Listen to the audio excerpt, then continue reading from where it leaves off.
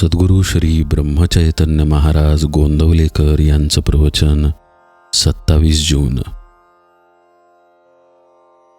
शाश्वतचे सुख कसे लाभेल. असे पहा, एखादा प्रवचन करणारा घ्या किंवा मोठा वैदिक कर्मे करणारा घ्या, त्याला त्यापासून समाधान मिळते असे नाही, तो असमाधानातच असतो.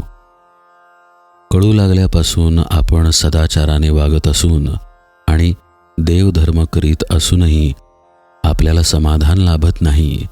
याचे कारण काय? तर आपले ध्येय निश्चित झालेले नसते. आपण नीतीने वागतो ते लोकांच्या भीतीने, कारण आपण वाईट वागलो तर लोक आपल्याला नावे ठेवतील.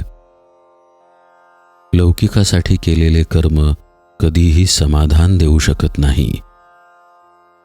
पापकर्म करणाऱ्यालाही समाधान लाभत नाही, कारण त्याला सुद्धा आपण करतो हे वाईट आहे असे वाटतच असते.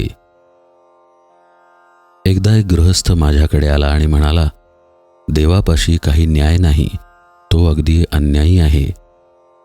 मी त्याला विचारले, असे झाले तरी काय?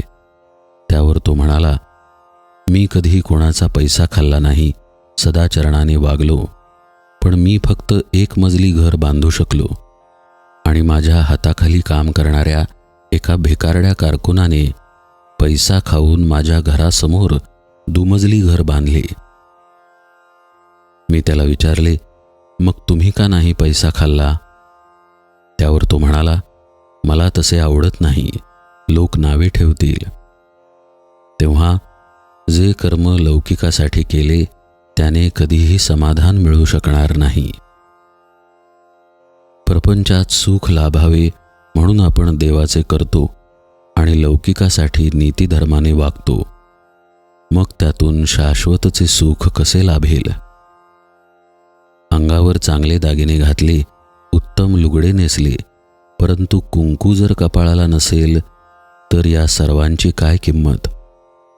तसेच जर देवाचे प्रेम नसेल तर त्या सत्कर्मापासून तितकासा उपयोग होणार नाही. याउलट देवाच्या ठिकाणी अत्यंत प्रेम असून सुद्धा जर नीतिधर्माचे आचरण नसेल तर ती परमार्थाची इमारत टिकू शकणार नाही. खरोखर परमार्थ अत्यंत सोपा आहे.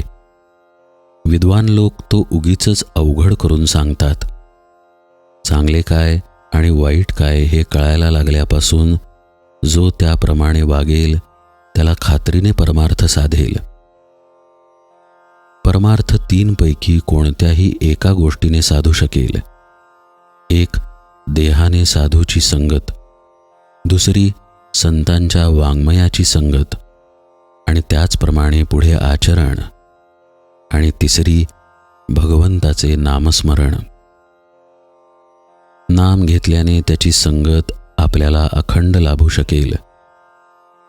संतांनी सांगितले ते संशय न घेता विश्वासाने करणे ही पहिली पायरी, आणि ते पुढे निश्चयाने, श्रद्धेने आणि प्रेमाने चालू ठेवणे ही शेवटची पायरी. हाच शाश्वत समाधानाचा मार्ग आहे. जग काय म्हणेल म्हणून वागणे याचे नाव व्यवहार. भगवंत काय म्हणेल म्हणून वागणे याचे नाव परमार्थ. जानकी जीवन स्मरण जय जय राम.